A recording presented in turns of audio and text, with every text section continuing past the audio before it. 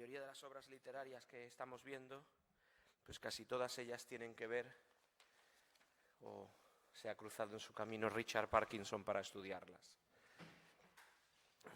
El profesor Parkinson tiene 2 o 3 antologías de textos que son magníficas, un par de libros sobre la literatura, incluso la oralidad, la recitación, el performance, sobre todo en el Reino Medio, y son consideradas grandes obras porque es un gran especialista, y la verdad que aquellos que puedan leer inglés, hasta ahora no hay nada traducido al castellano del profesor Parkinson, pero aquellos que puedan leer inglés, pues tiene una narrativa, digamos, muy buena, ¿no? Muy rica, y disfruta uno mucho leyendo sus traducciones y sus comentarios. Bueno, pues como les decía, ya me olvidé el rato. Lo que vamos a ver hoy es el relato del campesino elocuente. Tenemos con nosotros, o ante nosotros, otro de los considerados textos clásicos del periodo, del Reino Medio. El campesino elocuente, si se lo han leído, pues sabrán ya un poco de qué va la historia. Si no se lo han leído, pues básicamente el resumen sería pues un señor que sale de Wadi Natrun, ahora veremos dónde está esta zona, el Valle de la Sal, creo que se lo traducía Jesús López, en dirección a la capital, Heracleópolis. También veremos ahora un poquito su situación y la situación sociopolítica, donde se centra o se enmarca esta historia. Y este campesino, que lleva una serie de productos recogidos, preparados, que él ha obtenido de su cosecha, digamos, y que ha recogido de la zona donde vive, pues básicamente en su viaje, en su travesía hacia la capital, le roban los asnos, los burros, y tan solo tras quejarse en 9 ocasiones, y solo cuando indica que se va a quitar la vida porque la justicia no se hace justicia, es cuando finalmente, digamos, que le prestan atención y se imparte justicia. Y la razón por la que no se imparte justicia no es que no exista en Egipto, según el texto, sino que el campesino, y de ahí el título, es tan elocuente y tan bien hablado y tan sofisticado en sus críticas, quejas y demás, tanto terrenales como cósmicas, que tanto el administrador, la autoridad que lo escucha, como el propio rey, a quien le ha indicado este administrador que tiene un campesino que habla fenomenal, pues básicamente esperan a que hable y charle, y así disfrutan de lo que cuenta el campesino. Y además se pone todo por escrito, que es un elemento interesante en el relato, porque luego se da por hecho que cada papiro que existe, y cuando la gente recitaba este papiro o tenía un papiro con esta historia, se daba por hecho que era la transcripción literal que se había realizado de las intervenciones, las 9 intervenciones del campesino. El relato en sí del campesino elocuente consta básicamente de 2 tipos de géneros. Tiene un género narrativo objetivo, podríamos decir, que plantea la historia y las distintas etapas de la misma. Esto, digamos, que ocuparía tanto el principio como el final de la obra, y incluye estas 9 quejas, estos 9 protestas, 9 quejas del campesino, que constituyen lo que sería el cuerpo central de la obra. Empezamos entonces con una narrativa que nos sitúa en la historia, en el contexto y en la experiencia de este protagonista. Luego tendríamos las 9 quejas, y luego vendría, digamos, el final narrativo de nuevo, para explicar el final de la historia, presentar el final de la historia y cómo se hace justicia. Se podría también indicar que existen otras series de elementos o de géneros que aparecen en el cuento o relato. Tenía yo por aquí indicado un poco todas las distintas partes que aparecían, ¿no? Por un lado, como les decía, una narrativa, un estilo narrativo más objetivo, presentando las distintas etapas. Hay, por supuesto, lo que serían fragmentos de lo que llamaríamos discursos, Obviamente las quejas del campesino, en cierto modo, corresponden a lo que serían discursos de carácter sapiencial, moral, social, en los que se queja o a veces bendice pues, la presencia de un monarca, la presencia de la autoridad, el bien que supone la Ma'at, la justicia para el país. Luego tendríamos también incluidos, pues, por supuesto, literatura pesimista, en muchos casos cuando el campesino discute las complicaciones por las que está atravesando o por las que está pasando, el mal que puede suponer para un país o para sus ciudadanos que no exista un orden, un juez, un rey que mantenga el orden social, el orden legal. Todo esto son, digamos, fragmentos inspirados en lo que sería la literatura pesimista. Luego, además de todas estas descripciones, surgen, digamos que, moralejas o algo que pueda uno aprender de esas críticas y quejas que el propio campesino presenta, y son en sí, constituyen lo que podrían llamarse también instrucciones. Hay un género que es el género de las instrucciones, en las que se indica, como veíamos con las instrucciones de Amenemhat, por ejemplo, cómo reinar, cómo confiar en los ciudadanos, cómo mantener el control, cómo controlar al enemigo, cómo terminar con el enemigo, cómo evitar enemigos o ataques o traiciones, etc. Como pueden ver entonces, pues tendríamos una amalgama de influencias, quizás no tan claras como en el caso de Sinué, donde de repente Sinué pues quería elogiar al rey, y ahí vemos la inclusión de un himno, un elogio, eh, un encomio o elegía insertado ahí en mitad del texto, o cuando veíamos el carácter autobiográfico de las primeras líneas del texto de Sinué. Quizás no está tan claro, aquí en el Campesino Elocuente todo va un poco mezclado, tanto en la narrativa como en las quejas, pero las 9 quejas en sí, aparte de complejas y que hacen que el texto no sea normalmente un texto elegido para los que se inician en la escritura jeroglífica y en el lenguaje egipcio, pues hacen que sea una narrativa bastante rica y compleja. Aparte hay listas, si se fijan también incluíamos, por ejemplo, casi al principio de la historia, aparece un listado de las cosas que el campesino se va a llevar. Bueno, son subgéneros, digamos, ¿no?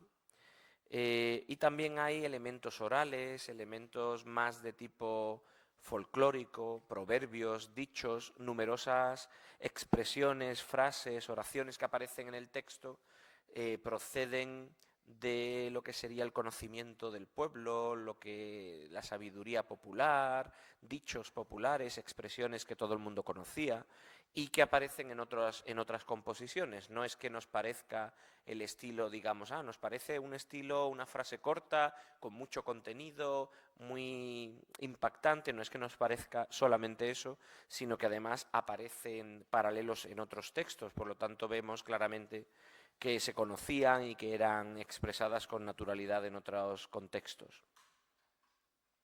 Luego además hay un elemento ahí importante que es el elemento del discurso, ¿no? El campesino se queja profundamente, se queja en 9 ocasiones, ya hemos dicho un par de veces que el 9 parece indicar un poco por qué se eligió ese número, pues un poquito a lo mejor por lo del triple del plural, ¿no?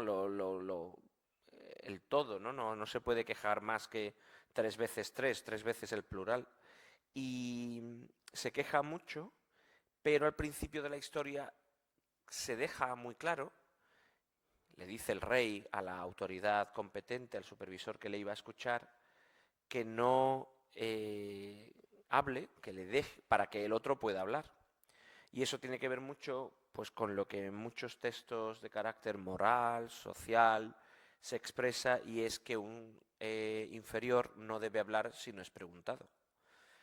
Claro, cuando el campesino pide permiso para expresar, para informar a esta autoridad de lo que le pasa y le dicen qué es lo que te ha pasado y habla, que lo haga en una ocasión se puede entender como una respuesta a la pregunta del superior, pero que en las otras 8 ocasiones se expanda y no pare de hablar, pues obviamente expresa que el campesino no va a ceder en su empeño de expresar que es víctima de una injusticia y que quiere que le devuelvan lo suyo o que se haga justicia.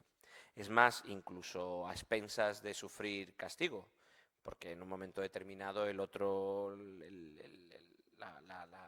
la autoridad le dice que es más cómodo para ti aguantarte con lo que tienes o seguir protestando y que te peguemos unos palos, ¿no? Pues, o te mande unos hombres para que te den una paliza o algo así.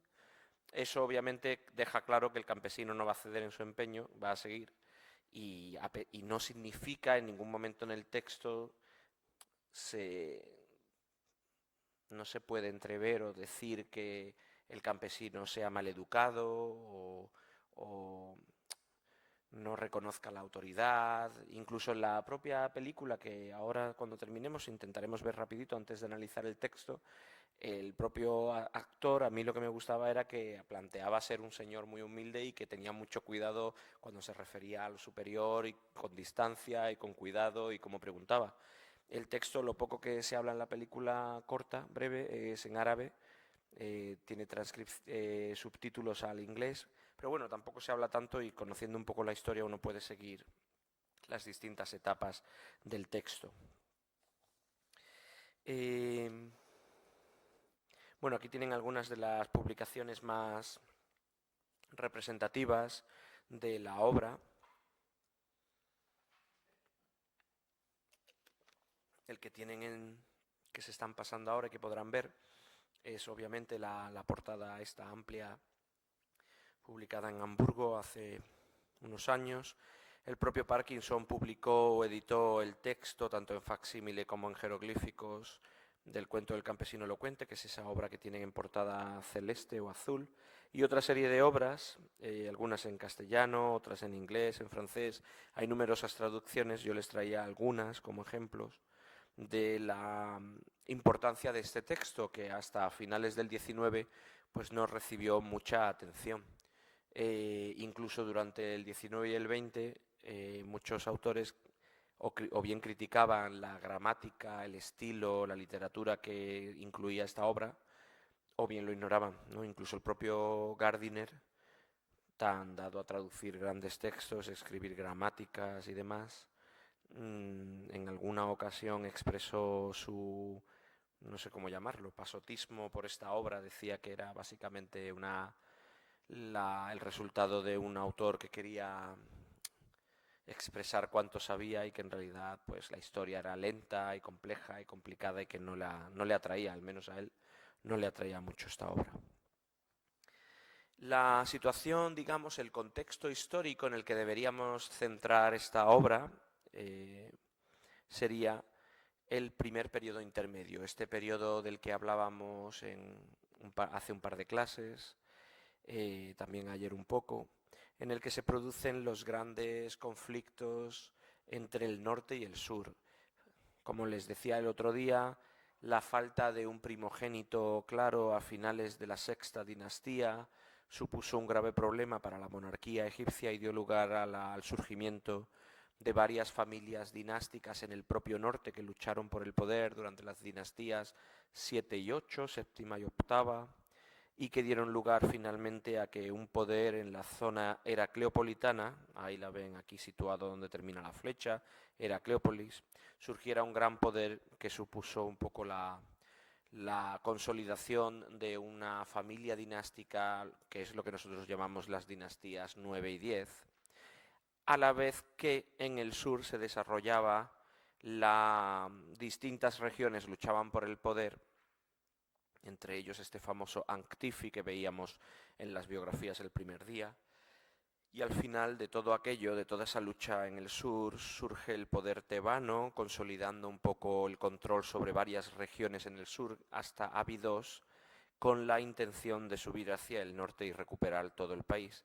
Digamos que es en esa época, en la época donde corren en paralelo las dinastías décima y las dinastías 10 y 11, cuando debemos situar la historia.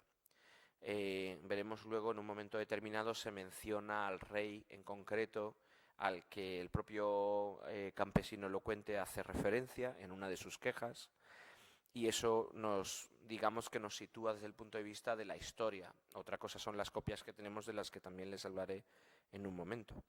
El campesino básicamente saldría de Wadi Natrum, que es esa zona que ven ahí cerca del delta, y su idea sería la de, imagino, no en esta línea recta que yo he marcado, pero acercándose primero al delta, luego bajando, llegaría a la zona de Heracleópolis, donde haría negocio. Yo les marcaba la línea recta básicamente para que vieran la referencia entre Wadi Natrum y Heracleópolis. Seguramente podría incluso pasar por el Fayum, que es lo que ven aquí al lado, en la otra imagen a su derecha. El Fayum es una zona también de lagos y de oasis, mucho más amplia, donde también existían desde el Reino Antiguo varias necrópolis y varios centros bien asentados con poblaciones, y donde también se comerciaba bastante. En general, se podría decir que la economía de todo el país era la agricultura. Eso lo sabemos, es lógico, en función pues de las dependencias de la población al Nilo y a las plantaciones, pero es verdad que en la zona que ven ahí de Wadi Natrum, Naucratis, que es un centro que vendrá muy a posteriori de época griega y demás, Alejandría, estas zonas, estos centros que no existían en el Reino Medio, al menos no como los conocemos de época grecorromana, toda esa zona oeste, incluido Sais, Buto, era una zona donde, aparte de las plantaciones y la agricultura, tenía mucha importancia la ganadería. Entonces se conoce bien el comercio de lo que sería el delta occidental, tanto con Memphis, con la capital, como con el valle, con el resto del valle, el Egipto Medio, y sobre todo con la zona del Fayum, ¿no? Digamos que aquí el campesino está siguiendo una ruta, o va a seguir una ruta bien conocida desde el punto de vista de la economía del Reino Antiguo y el Reino Medio. Por supuesto, un elemento fundamental en la historia es básicamente el transporte de los productos, como decíamos aquí, el Wadi de la Sal, que lleva en estos asnos, que son parte fundamental de la historia por lo que ellos producen. Aquí vienen algunas representaciones de asnos en relieve y pinturas, básicamente Reino Antiguo, Reino Medio. Estas relieves, estas por ejemplo pinturas de Gebelein, con un estilo, el estilo de Gebelein, este estilo que es muy típico del primer periodo intermedio y principios del Reino Medio, que veremos también en la zona de Deir el-Bahari, en las tumbas que precisamente estamos excavando en el proyecto de la Universidad de Alcalá. Bueno, esto sería para aquellos, lo veremos hoy en unos momentos, pero para aquellos que lo quieran ver en más detalle o repetir, este sería un poco la producción, la obra. Es una obra del 69, producida en Luxor por un director egipcio y con la gran estrella egipcia Ahmed Marei, que realizó otras películas también de corte, digamos, faraónico. En cuanto a los papiros, las fuentes con las que contamos, tenemos fundamentalmente 4 copias en papiro. 4 copias que nos han llegado, todas ellas del Reino Medio. Serían el papiro que ven ahí en esa imagen, el 3023, también de Berlín. Tendríamos que es normalmente en los estudios sobre el cuento del campesino elocuente se denomina esta obra la B1, digamos la Berlín 1. Luego tendríamos la Berlín 2, que sería la 3025, el papiro 3025. Ambos fueron encontrados juntos. Luego tendríamos un papiro que ya vimos ayer, el papiro, no sé si lo tenía por aquí imagen, sí, este. El papiro Berlín 10499, si recuerdan, es el mismo papiro en el que aparece una copia de Sinué. Y luego estaría el papiro Museo Británico 10274, que ven en sus imágenes, también llamado papiro Butler 527. Estas serían las 4 fuentes fundamentales, con textos, con copias del cuento del campesino elocuente. Los 2 primeros, el 3023, el Berlín 3023 y 3025, fueron Se les denomina también papiros de la colección Atanasi, porque fue Giovanni Atanasi de Atanasi quien los compra y los trae hacia 1830, y son papiros que aparecieron juntos y además en la misma caja o depósito que el cuento de Sinué y el cuento de un desesperado con su ba, o el cuento de un desesperado, de un hombre desesperado, que ya les decía ayer cuando hablábamos de Sinué que se había encontrado con una copia del campesino y una copia del desesperado. Los 4 rollos, todos ellos, el del desesperado, el campesino, las 2 copias del campesino, la 3023, la 3025 y Sinué, todos ellos parecen datar más o menos de mediados o finales de la dinastía 12, que es lo que les comentaba ayer. El papiro de Sinué, que conforma parte de este grupo, y el campesino elocuente que estamos viendo hoy, pertenecerían a un periodo o se habrían producido hacia mediados o finales de la dinastía 12. Luego tendríamos este 10499, que ya veíamos ayer, que sería probablemente de la dinastía 13, y que, como les dije, pues apareció en una excavación, fue encontrado junto con otros papiros por 2 egiptólogos británicos, Quibble y Firth, y se localizó en el Ramesseum, en estas excavaciones que llegaron bajo nivel del Reino Nuevo y hasta una tumba que detectaron, un pozo de una tumba del Reino Medio. La zona del Ramesseum, aquí tienen digamos un dibujo representando cómo sería el Ramesseum cuando se presentaba construido en su totalidad. Tenía una zona de almacenes, todo lo que ven aquí central, casi todo estaba construido en piedra. Las zonas periféricas de almacenaje y demás aparecían todas ellas realizadas, como ven en la imagen amplia, en adobe. Y en concreto aquí, donde ven marcado esta nave de color naranja, marcada en color naranja, es donde apareció, ahí aparece la tumba del Reino Medio donde se encontraron estos papiros. Junto con estos papiros ya les dije que además se encontraron papiros médicos, mágicos, lo cual parecía indicar que la colección de esta tumba pertenecería a un individuo, probablemente un sacerdote lector o un sacerdote médico mago. Todos ellos de la dinastía 13.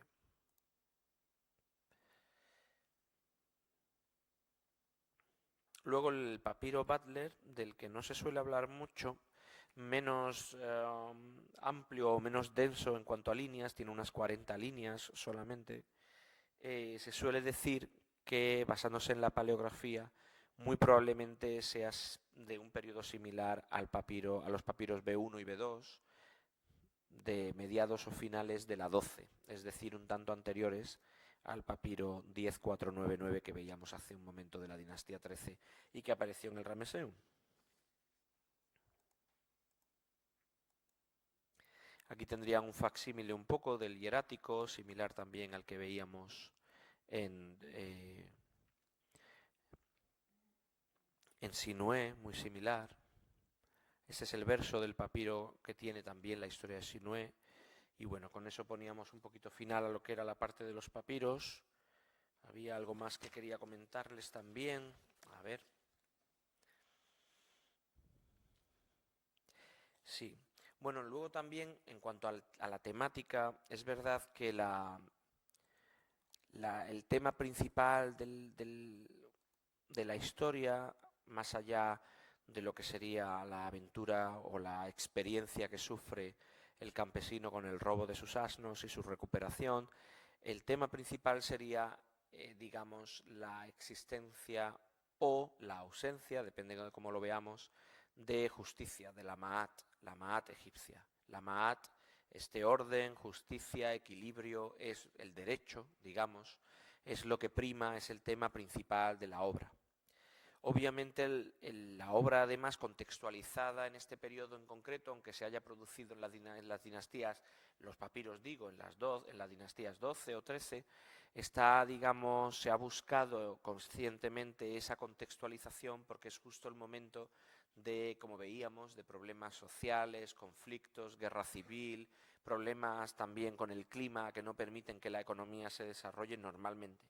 Y en parte es esa percepción pesimista del mundo y de cómo sería el mundo si faltase la MAT lo que se viene a representar o a reflejar en esta obra. En realidad, o en las 9 quejas, el campesino lo que quiere dejar claro es que el país puede ser horrible, o incluso en ocasiones él habla en un presente contemporáneo muy claro de carácter, digamos, negativo, peyorativo, con autoridades corruptas, con situaciones que no funcionan en la administración, pero en sí él de algún modo siempre refleja la posibilidad de que haya una luz, una salida, una corrección a esa situación negativa. Y es eso en realidad lo que el texto viene a enfatizar, la importancia de que exista Ma'at en Egipto y de que exista una autoridad que vele por esa Ma'at, por esa justicia y ese orden. Obviamente el contexto histórico es perfecto, es un momento pesimista, un momento de dificultades, un momento de crisis, un momento de necesidades en el que no todo el mundo lo está pasando bien, y el campesino refleja esa sociedad común, modesta, que lucha, que trabaja y que si sufre una injusticia puede acabar con su vida y con la de su esposa, familia y lo que están esperando en casa, ¿no?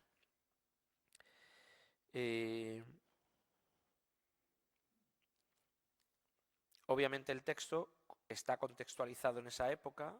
Luego es verdad que las copias que les acabo de comentar de vez en cuando traicionan la fecha de la producción de los papiros, porque en realidad en ocasiones se producen anacronismos y se mencionan cosas que sabemos que no existirían en esas dinastías. Esto suele ocurrir y en parte son fundamentales para identificar las fechas de producción de las obras.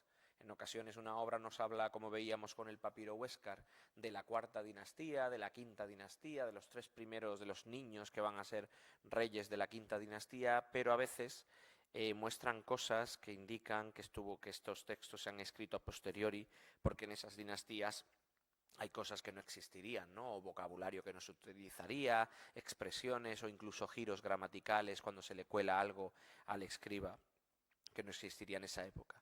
Por ponerles un ejemplo con algo que es más común a lo que yo suelo hacer y con lo que trabajo más activamente, los textos religiosos. Por ejemplo, con los textos de las pirámides es interesante ver que numerosos estudios han destacado que no todos estos cientos de textos de finales de la quinta y sexta dinastía que se utilizan para decorar las cámaras de los monarcas proceden o son contemporáneos o proceden de la época justo anterior a la construcción de las pirámides. Estos textos que son compendia, que son selecciones, recopilaciones de distintos sitios, de distintos contextos, dominios literarios o religiosos, a veces algún detalle traiciona o deja ver algo que no es en realidad lo que el autor, me imagino, o no se piensa tanto en ello cuando no se conoce, pero cuando se ve en detalle traiciona, digamos, la fecha en la que se utiliza, ¿no? Por ejemplo, hay numerosos ensalmos que para referirse a la tumba del monarca utilizan la palabra Mer, y la palabra Mer significa pirámide. Entonces, que los ensalmos mágicos que decoran los textos de las pirámides utilicen la palabra pirámide, literalmente en egipcio, Mer, M-R, eso indica, digamos, al menos contemporaneidad. Se usa la palabra que se utiliza a la vez para decir este es el monumento del monarca. Sin embargo, hay ensalmos dedicados a monarcas, bueno, en los que se ha incluido el nombre del monarca porque están destinados a ellos, donde se utiliza una palabra que significa mastaba y que dejó de utilizarse en la dinastía tercera. Entonces, ahí, si el texto estaba originalmente realizado para el monarca, entonces tiene que ser de las dinastías 1, 2 o 3. No puede ser contemporáneo de la quinta o incluso un poquito antes de la cuarta, porque la palabra para monumento del rey ya es otra. Sí, se puede interpretar de otro modo. La palabra que les acabo de decir, que es para tumba de monarca de las dinastías 1, 2 y 3, no es que pare de ser utilizada, no es que cese de ser utilizada en la tercera dinastía, pero en la cuarta, quinta y sexta se utiliza solo para tumbas privadas. Entonces se podría interpretar que si es contemporánea, entonces se ha captado el texto del dominio de lo privado, no del dominio de la realeza, y se ha incluido el nombre del rey y se ha metido también el nombre, el título de monarca, donde a lo mejor ponía Menganito, un señor normal y corriente del mundo de lo privado, del mundo perteneciente, digamos, exterior a la realeza y a la familia real. Esto nos sirve a veces de referencia, ¿no? Son marcadores que nos indican dominios de donde podrían proceder estos textos, no siempre proceden del mundo de la realeza, a pesar de que se utilicen para la realeza. Incluso hay algunos textos cuyo tema, no sabemos muy bien si es que no se dieron cuenta o para ellos tiene un sentido distinto, cuyo tema no tiene que ver con el rey. Hay textos que dicen, si utilizas este texto y se aplica este en Salmo, había uno que decía, se te abrirán las puertas como si fueras un rey, o se te abrirán las puertas como se suele hacer con los reyes. Dices, bueno, si este es para el rey, ¿por qué se utiliza esto? Pues porque probablemente el origen es otro, ¿no? El origen no se ha compuesto exprofeso para el rey, sino que procede de otro contexto y se ha, digamos, modificado o alterado para el rey. Pues eso mismo a veces ocurre con las obras literarias, donde un elemento concreto, un nombre o algo, podría dar lugar a pensar que procede de otra época o que traicione un poco la fecha en la que la historia está situada. Luego además les comentaba, veremos luego en el texto dónde está esta mención al rey concreto en la que se hace, en concreto la referencia que se hace es a un rey heracleopolitano de la dinastía décima, de finales de la dinastía décima, llamado Geti III. Es uno de estos Geti, al igual que los tebanos tenían esta familia de Intefs y Mentuhoteps, que eran los que dominaban la dinastía de gobernadores en el sur. En el norte estaban estos Geti, y estos Geti eran los que controlaban la dinastía de Heracleópolis y que luchaban por controlar todo el país. Pues uno de estos Geti, el tercero en orden, es el que es referido o mencionado en el texto. Eso sirve para situarlo, ¿no? Incluso la obra, si se han leído las notas que acompañan al texto, como es una traducción del francés, este libro, o esta, porque en concreto esta creo que sí, esta viene de otro autor, no es de Jesús López, esta venía de Lefebvre. Como es una traducción del francés, cuando Lefebvre trabaja el texto y lo traduce del egipcio, en francés dice Geti III, que es el último monarca de la décima dinastía. Y luego, ahora en nuestra traducción al castellano, pone nota del traductor, añadiendo, ¿no? Y dice, en la época de Lefebvre se pensaba que era el último, hoy conocemos tres más. Tres reyes que siguen a Geti III. Bueno, entre ellos el famoso Mericarre, ¿no? Que es hijo de Geti. Entonces, bueno, simplemente para añadir que, por eso yo digo a finales de y no el último, ¿no? Porque en realidad sabemos ahora que hay dos o tres reyes más después de este Geti III. Pero bueno, es una manera de situarlo a finales de la décima dinastía, justo cuando Geti está luchando con el sur, intentando controlar el sur, y el sur intentando controlar el norte, ambos chocando normalmente hacia la zona de Abidos, en el Egipto Medio. Les voy a poner ahora, si me permiten un momento y funciona bien.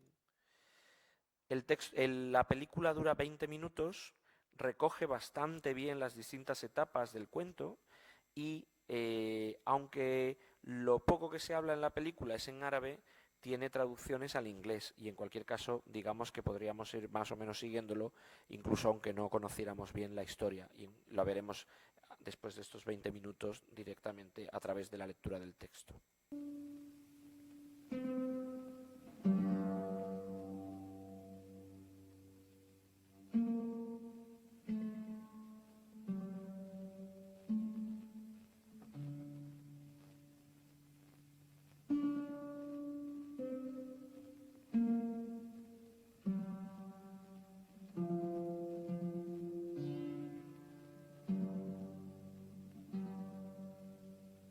Cierta lentitud. Una noche me quedé yo porque había como noche especial del antiguo Egipto y tenían como 2 o 3 documentales y una película que empezaba todas a las 8 de la tarde y terminaba como a las 2 de la mañana o las 3, y la película empezaba a las 12, era de 3 horas y aquello era... Yo porque estaba muy interesado, si no, creo que no hubiera podido con ello. Aunque era la película, luego resultó ser muy interesante, pero...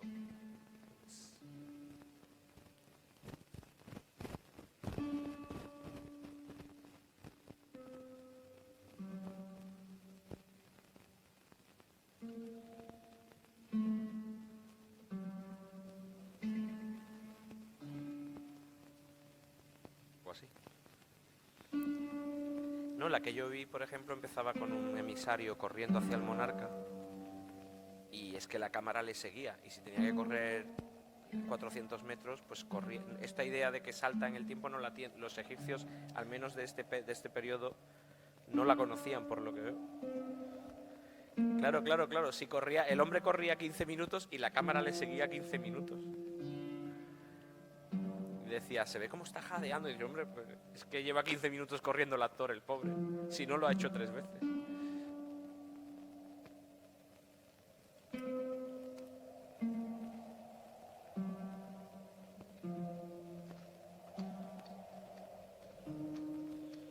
Esto que vemos aquí, que es la despedida, el inicio del camino, en el relato pues se habla un poquito de las decisiones que toma el campesino con su familia antes de irse, un reparto de me llevo todo esto, dame algo de cebada para el camino, quedaros vosotros con algo de cebada.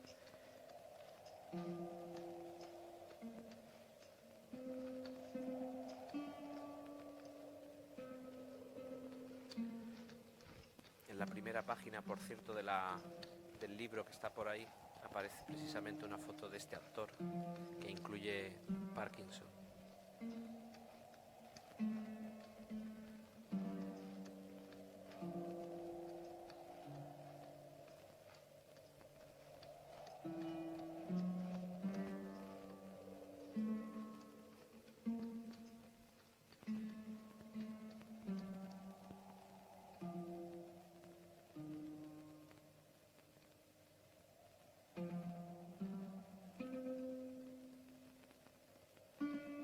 Aquí creo que se ve que tiró línea recta, como decía yo en la flecha.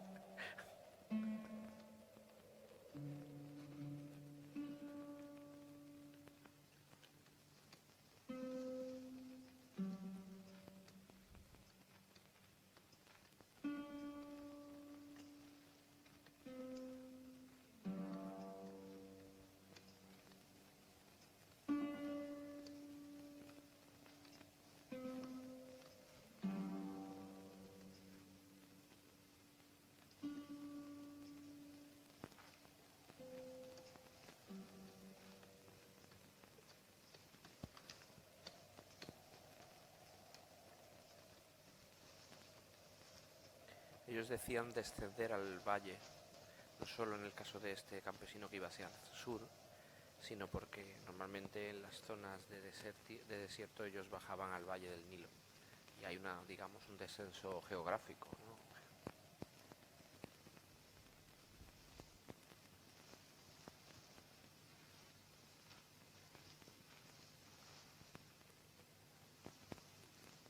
¿Se puede bajar un poquito?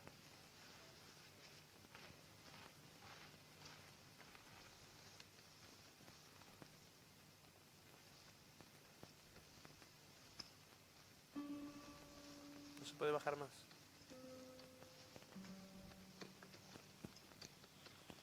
Es que no la quieren apagar porque graban todo esto y luego lo ponen, dicen, en no sé cómo lo llaman, en un canal de vídeos y estas cosas para conferencias que lo pueda ver otras personas y demás. Un tiempo después.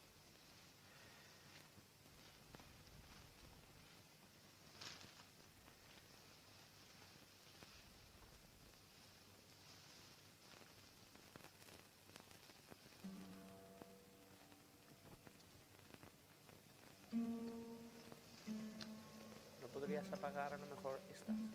Solo una.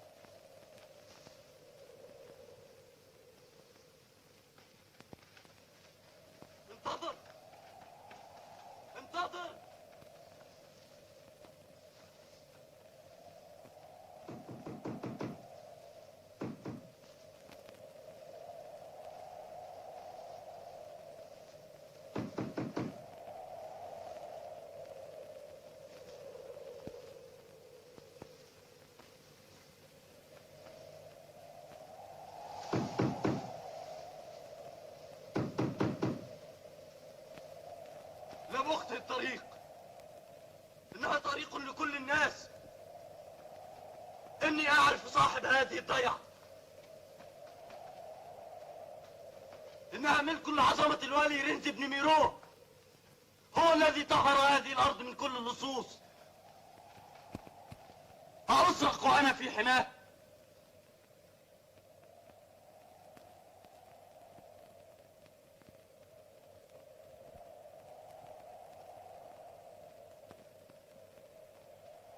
Esto es lo que yo decía, que obviamente en los textos egipcios al menos, sobre todo con el monarca, el presentarse delante de una autoridad, ya sea el rey o alguien como este señor, pues obviamente es una cuestión de distancia también, de respeto y tal.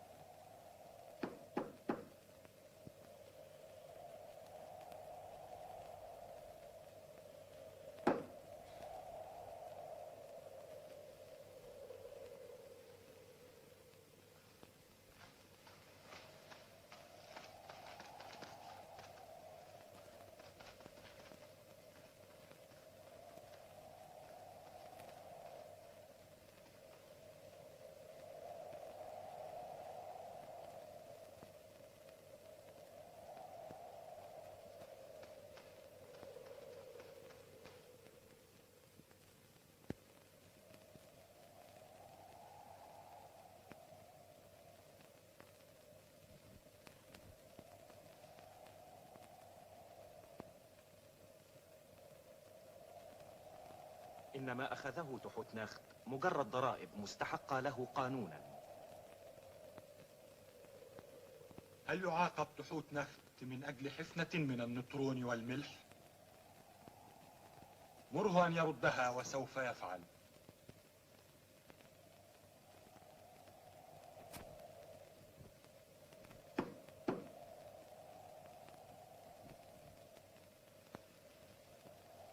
أيها الحاكم على كل من فني ومن لم يفن، إذا ذهبت إلى بحر العدل فإن الهواء لن يمزق قلعك، ولن يتباطأ قاربك، ولن تكسر لك مرسى، ولن يحملك الطيار بعيدا، ولن ترى وجها مرتاعا. ذلك أنك أب لليتيم، وزوج للأرملة، وأخ للمنبوذ، وراع لمن لا أم له.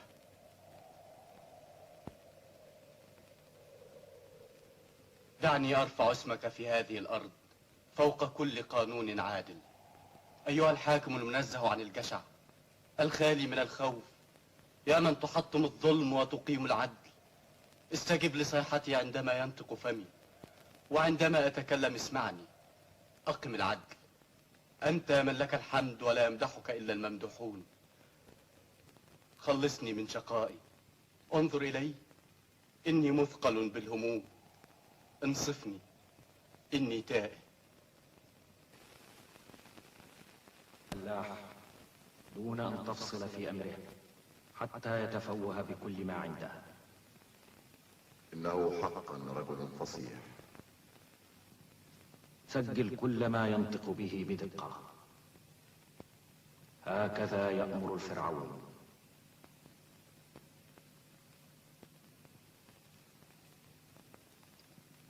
وفي هذه الأثناء زوده بالطعام والعون،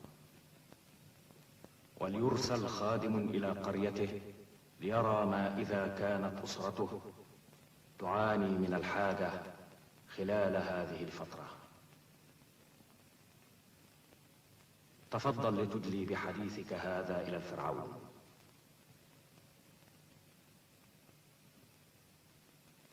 إله الوجهين، الرب العظيم، ابن الشمس، حاكم التيجان، الخالد المخلد.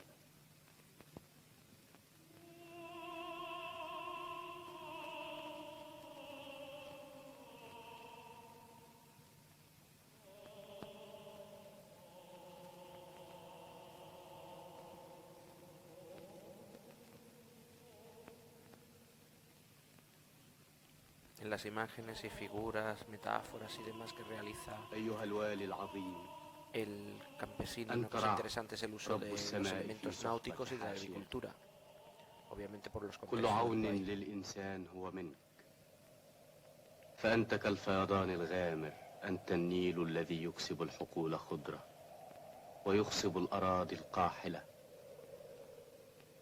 اقضي على السارق، احمي التعيس، لا تكن كالسيل يجرف من يشكو. احذر، فإن الحياة الآخرة تدنو. واعمل بالمثل الذي يقول: إقامة العدل كالتنفس. هل يخطئ الميزان؟ هل يميل ذراعه إلى جانب؟ لا تخادع لأنك مسؤول، لا تستهن بأمر لأنك متزن، لا تخادع لأنك الميزان، لا تحيد لأنك الحق. انظر، فأنت حامي الموازين، إذا انحرفت انحرفت أنت. لسانك مثقال الميزان، وقلبك ثقله، وشفتاك ذراعه.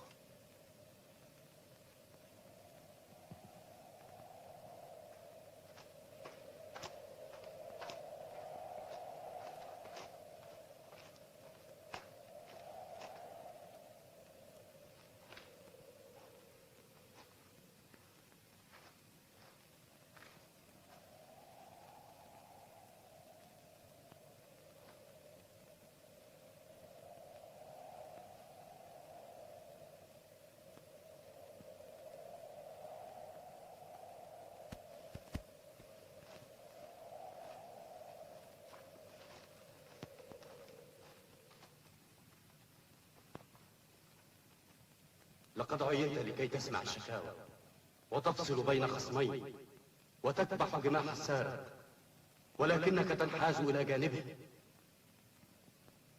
الناس يحبوك ولكنك معتد.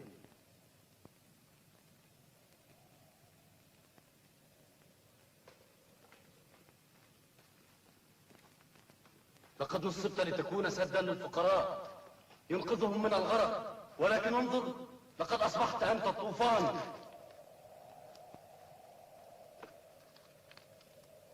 أقم العدل، وانشر الخير، دمر كل شر. كن كالرخاء القادم الذي يقضي على المجاعة، كالكساء الذي ينهي العراء، كالسماء الساكنة بعد عاصفة هوجاء تمنح الدفء لمن يخاسون البرد. كن كالنار التي تنضج الني، وكالماء الذي يذهب بالعطش.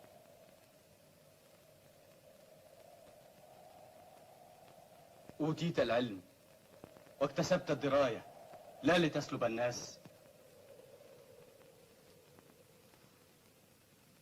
اعتدت سلوك البشر، لذلك فأنت عرضة للخطأ. أفضيلة بني الإنسان أصبح زعيم المعتدين على الأرض. إن زارع الشر يروي حقله بالظلم. يا من تأمرها فتصدع لمشيئتك وتبحث. إن جوفي يضيق بما فيه، وإن قلبي مثقل. هناك صدع في السد، والمياه تندفع منه. لذلك أفتح فمي لأتكلم. ليس هناك من صامت إلا وقد أنطقته، وليس هناك من نائم إلا وقد أيقظته، وليس هناك من جاهل إلا وقد جعلت منه حكيما.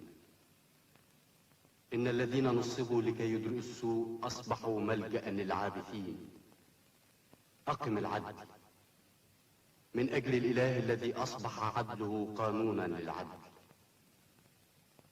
فالعدل للخلود، وهو يهبط مع صاحبه إلى القبر حينما يلف في كفنه ويوضع في التراب، فلا يمحى اسمه من الأرض، بل يذكر لأنه أقام العدل. ذلك هو شرع الإله.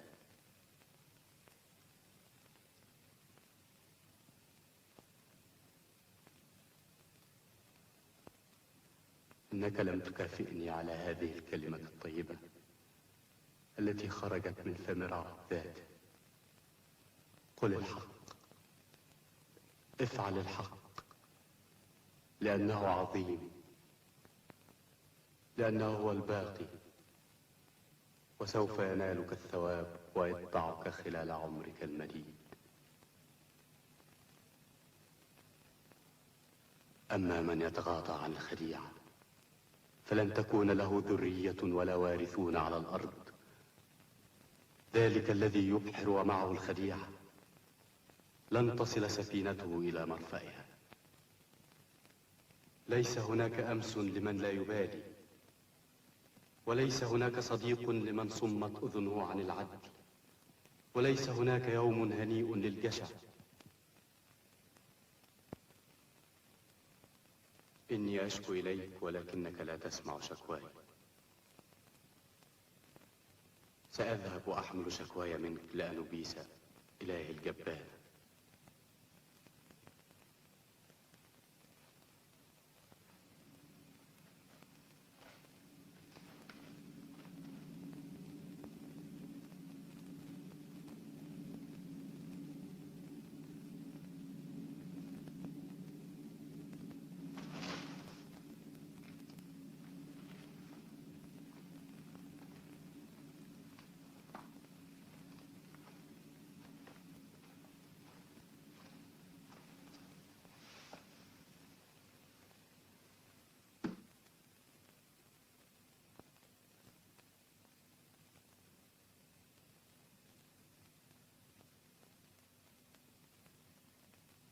أقم العدل من أجل الإله الذي أصبح عدله قانونا للعدل، فالعدل للخلود، وهو يهبط مع صاحبه إلى القبر حينما يلف في كفنه ويوضع في التراب، فلا يمحى اسمه من الأرض بل يذكر لأنه أقام العدل.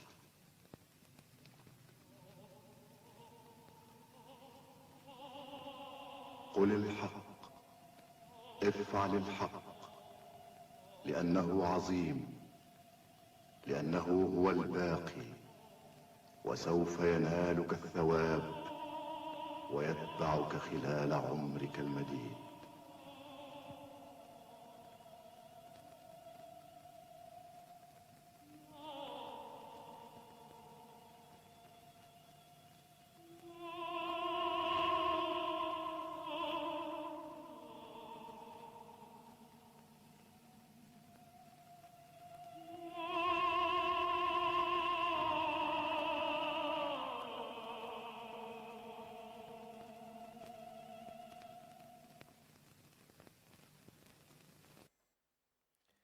Bueno, pues esa era la historia, o al menos la versión.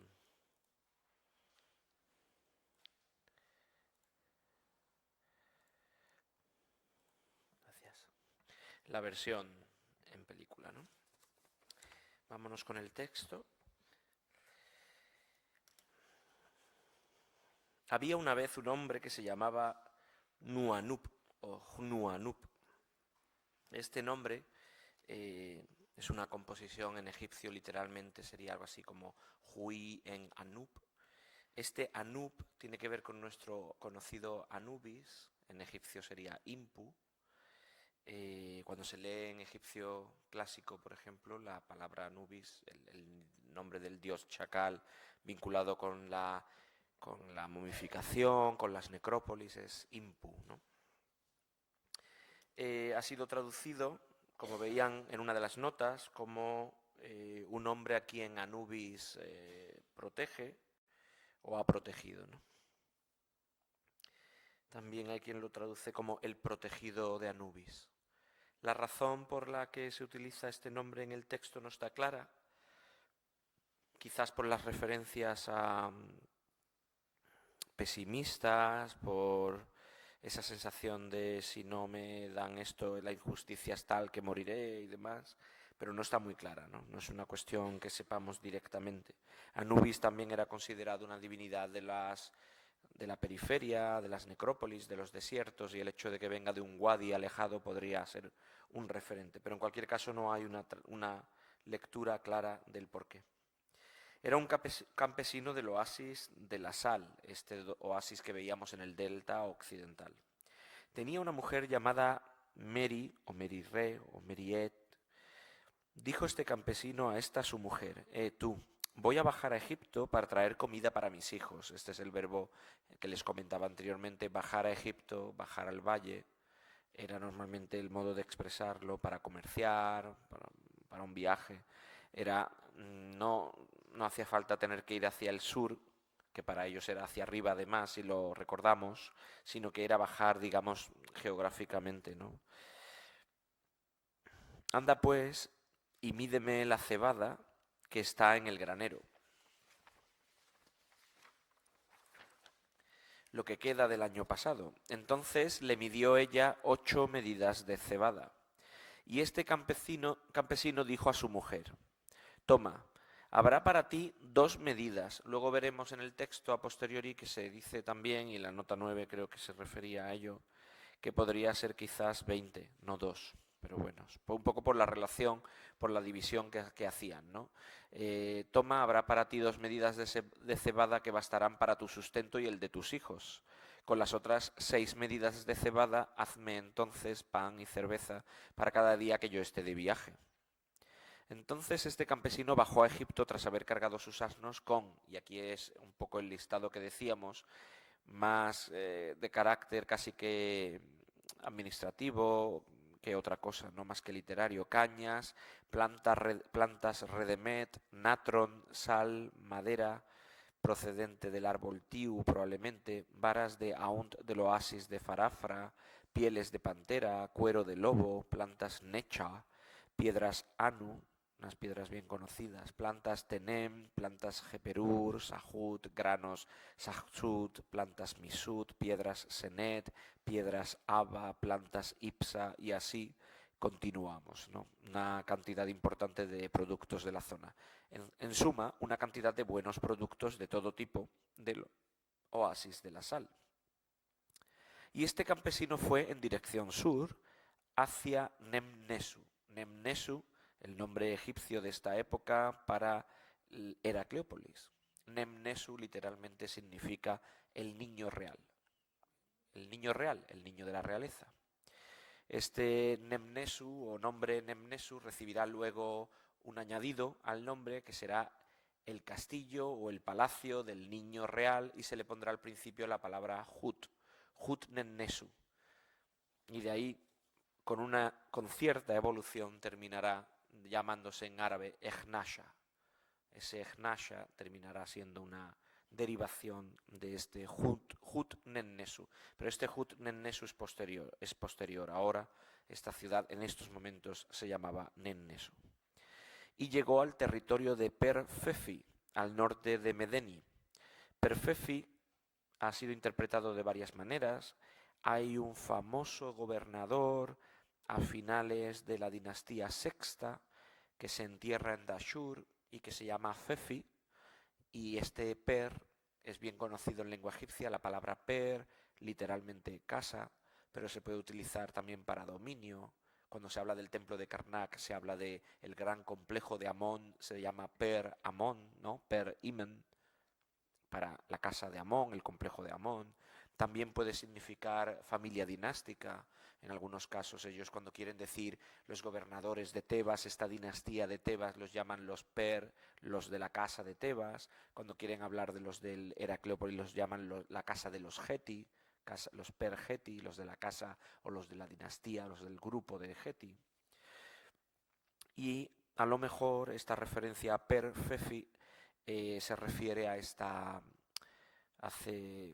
está vinculado con este gran dominio del gobernador Fefi de finales de la sexta, que a lo mejor en la 10ª dinastía, muy vinculada todavía con Memphis, y las necrópolis menfitas todavía podía existir, y que tuviera esto que hablábamos ayer de este dominio funerario, con sacerdotes funerarios que trabajan en el mantenimiento del culto de este señor, que estuviera todavía activo en la 10ª dinastía.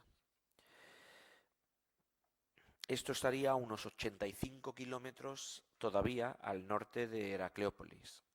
Estaríamos todavía de camino al norte de Medeni. Encontró a un hombre que estaba sobre el dique y cuyo nombre era Yehutinacht. aquí tenemos ya este señor famoso que salía ahí al final pagando por el mal comportamiento, ¿no? Era el hijo de un hombre llamado Isri, vasallo del gran intendente Remsi, hijo de Meru, intendente que veíamos a lo largo de la peli, ignorando al pobre campesino para escucharle. El nombre Yehutinaj ha dado mucho que hablar porque en hierático, digamos, Yehutinaj significa literalmente Yehuti es fuerte o Yehuti es valeroso. Este apelativo Naj servía, por ejemplo, para los soldados. Un soldado era Naj, era fuerte, era valiente. Entonces tiene un poco, le pasaba como ayer con Nefer, pues tiene un campo semántico importante y amplio. Pero el término Yehuti, Tot, el dios del conocimiento, del tiempo y demás, ha dado mucho que hablar, como les decía, porque en hierático, Yehuti, Tot, es básicamente un ibis, un pájaro ibis, sobre me sale la palabra en inglés, el perch, una pértiga, ¿no? Y el problema es que en hierático hay una palabra parecida, también de otro ave, que podría ir sobre una pértiga y que es Nemti. Entonces verán en algunas obras, en algunas traducciones, que no se habla de un tal Yehutinacht, sino de un tal Nemtinacht. Porque el signo en hierático, claro, si fuera jeroglífico lo tendríamos fácil, pero un signo como este que ven aquí, todos estos signos que ven aquí, pues a veces tan lineal no ayuda, ¿no? Uy, aquí ya me pasé. No sé si teníamos por aquí. Pues un signo como este, pues no ayuda. Signos tan que podría ser varias cosas, a veces son muy similares y demás, cuesta. En cierto modo, algunos autores han defendido la traducción por Nemtinacht y no por Yehutinacht, en principio porque decir Yehuti es valeroso, Yehuti es fuerte, pues bueno, es un nombre como cualquier otro, podría haber sido cualquier otro nombre, pero si la historia y los egipcios normalmente eligen tiene un significado la elección del nombre concreto, o cuando no eligen un nombre como pasaba en el náufrago y no dicen nada, también tiene un significado o una función. En el caso de Nemtinacht, el que fuera Nemti tendría mucho sentido, porque la Nemti es otro dios, en concreto cuando aparece es porque destaca, digamos, en las historias en las que aparece, por su avaricia y por robar.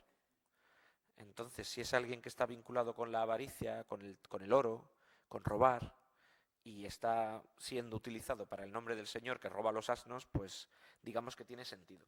Nemti aparece, entre otros, en el cuento del conflicto de Horus y Seth, que podríamos haber visto si nos hubiera dado tiempo en esta semana, y aparece como supervisor de una barca.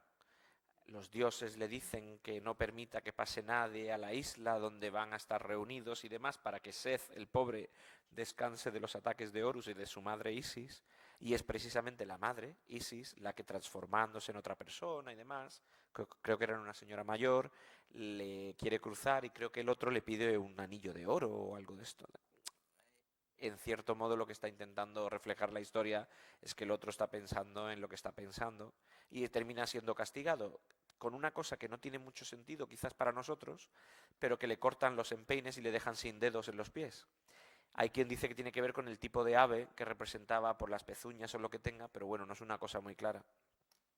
Pero siempre está vinculado con la idea de saquear, pillar, está muy interesado en el oro, en el metal, en lo brillante.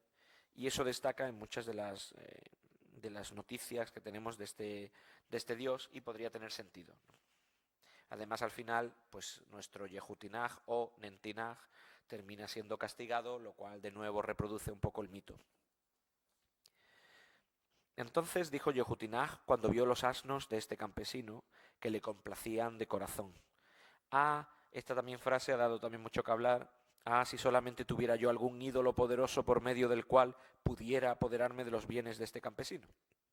Y aquí pues ha habido todo tipo de interpretaciones. Esto recuerdo que me cayó a mí en un examen de egipcio en Filadelfia y yo me ponía a traducir y daba con la palabra ídolo, o figurilla o estatuilla y me volvía loco porque pensaba, no, esto no pega ni con cola, me debo estar equivocando. La frase podría ser una expresión que viniera a significar, ojalá tuviera yo algún medio mágico o especial que me permitiera hacerme con los asnos. Y hay quien dice, en concreto incluso mi profesor en clase corrigiendo este examen, lo recuerdo perfectamente, decía, no, no, se refiere a una estatuilla para darle en la cabeza con ella a este hombre. Digo yo, bueno, si usted dice eso, bueno, podría ser, podría tener ese sentido de algún medio mágico, algún medio especial, ¿no? Digamos, la colaboración de lo divino para hacerse con los asnos. La mansión de Yehutinaj estaba sobre el camino ribereño. Este era estrecho y no era tan ancho como para sobrepasar la anchura de una pieza de tela. Y esto nos da la clave ya de por qué dice esto el texto, pues porque ahora soltamos precisamente la tela. Uno de los lados daba al agua y el otro estaba sobre las mieses. Entonces dijo Yehutinaj a su criado, ve y tráeme un trozo de tela de mi casa. Le fue traída inmediatamente. Extendió la tela, pues, sobre el camino ribereño. Así, sus flecos quedaban sobre el agua y sus rebetes sobre el sembrado. El campesino llegó entonces al camino de todo el mundo, y aquí el texto indica, como hacía él en la película que traducían al inglés, esto era de todos, de todo el mundo, que el texto es público. Que el camino era público. El texto también, ¿no? Si se pone en internet le llega a todos. Que el camino era público.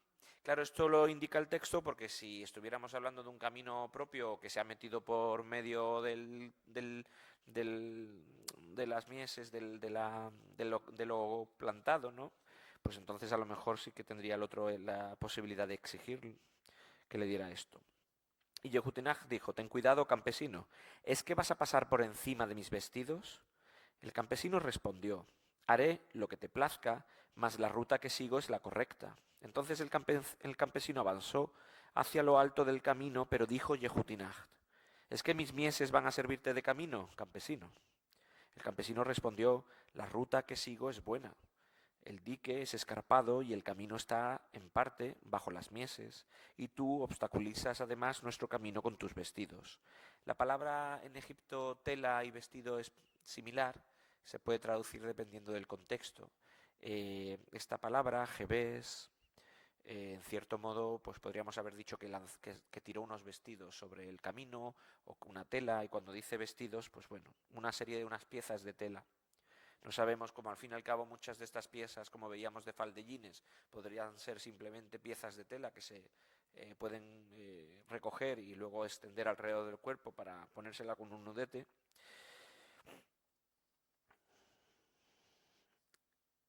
¿Es que quieres impedirnos pasar por el camino? Apenas había terminado de decir estas palabras cuando uno de los asnos llenó su boca con un manojo de cebada. Entonces dijo Yehutinaj, mira, voy a apoderarme de tu asno, campesino, porque se come mi cebada, y pisará el grano a causa del mal que ha hecho.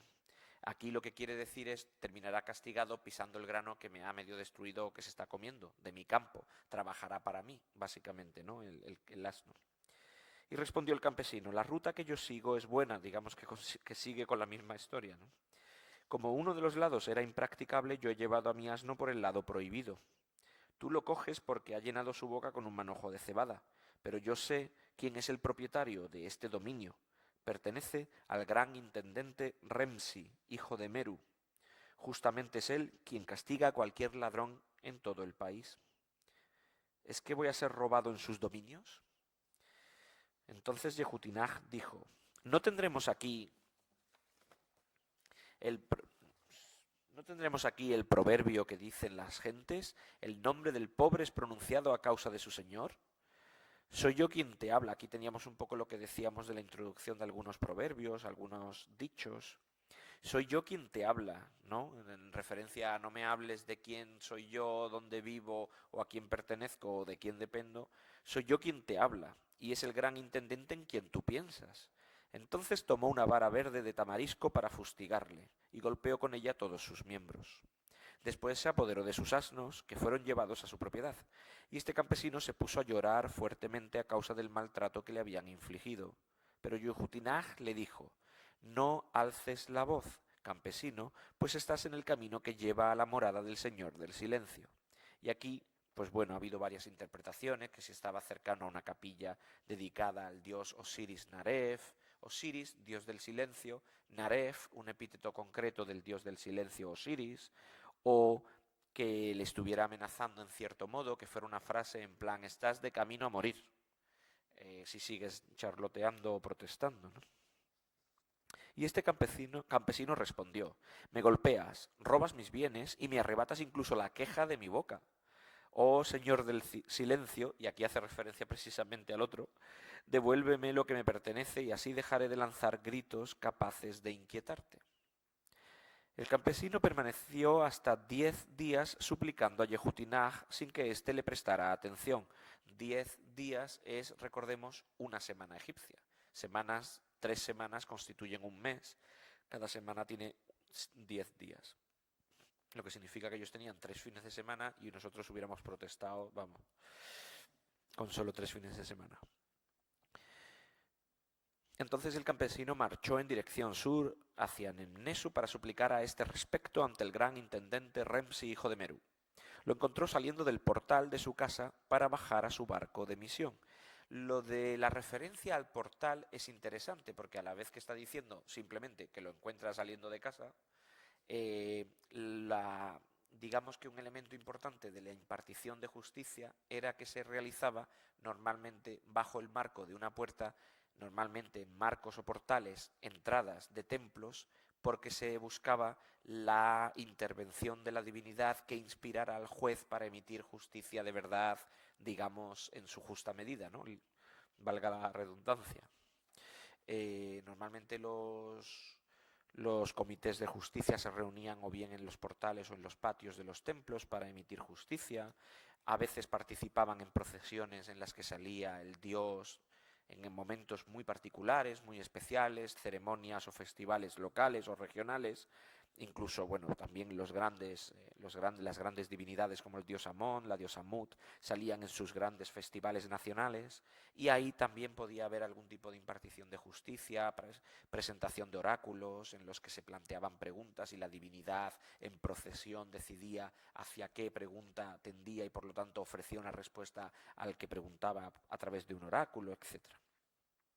Y esa referencia de saliendo del portal, como veíamos en la película, en cierto modo es interesante porque le sitúa a las puertas de una casa y eso es un referente, digamos, en lo que sería el marco, el ámbito común del juez impartiendo justicia. Entonces dijo el campesino, que me sea permitido regocijar tu corazón con relación a este asunto. Los egipcios viene en la nota regocijar tu corazón o su corazón.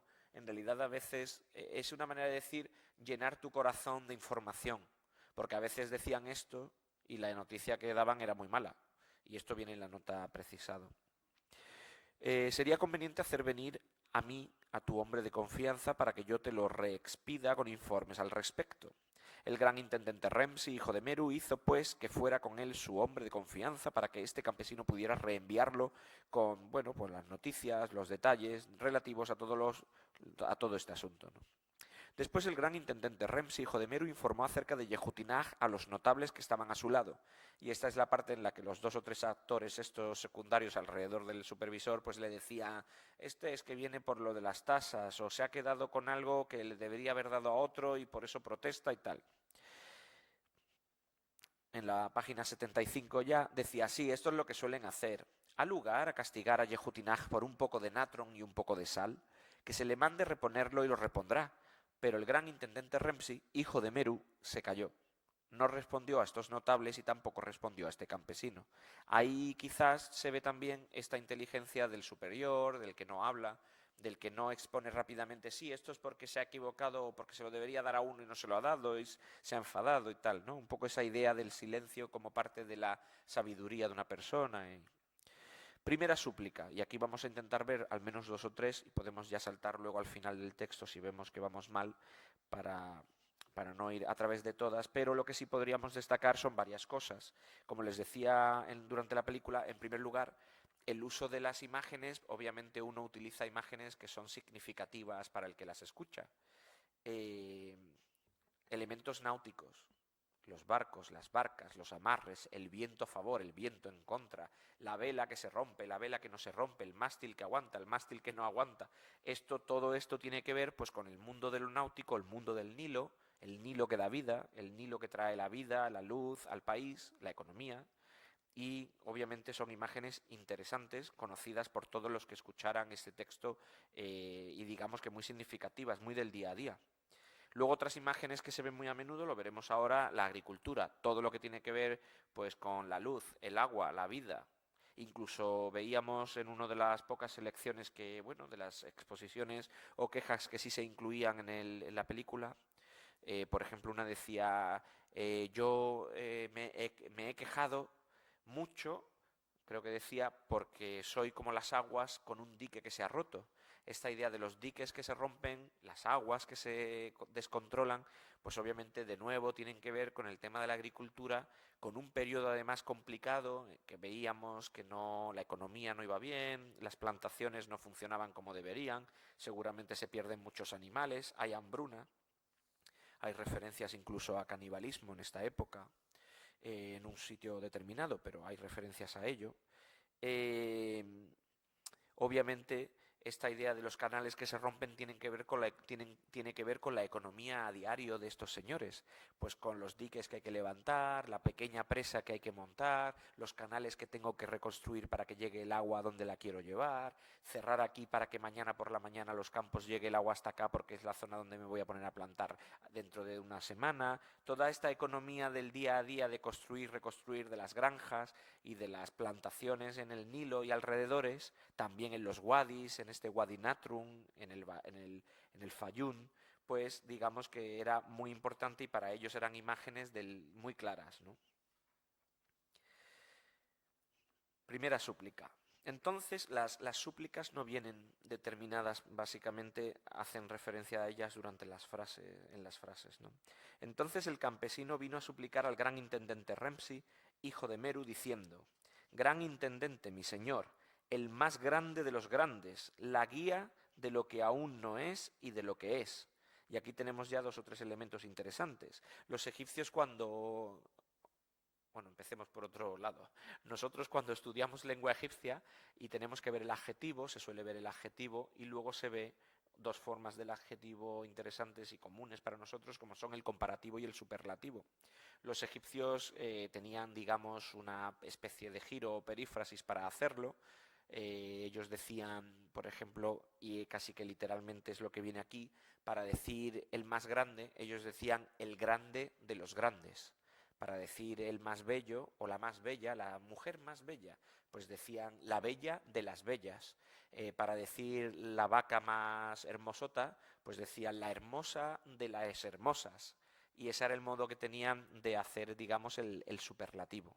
Y luego el comparativo, sí, el comparativo ellos utilizaban la preposición R, que básicamente es más que, y entonces decían, pues más guapa que la otra, más alta que la otra, más tonto que el otro, pues así, ¿no? Utilizaban estas 2 formas. Y aquí, pues básicamente este superlativo, el más grande de todos, ellos dicen el más grande de los grandes.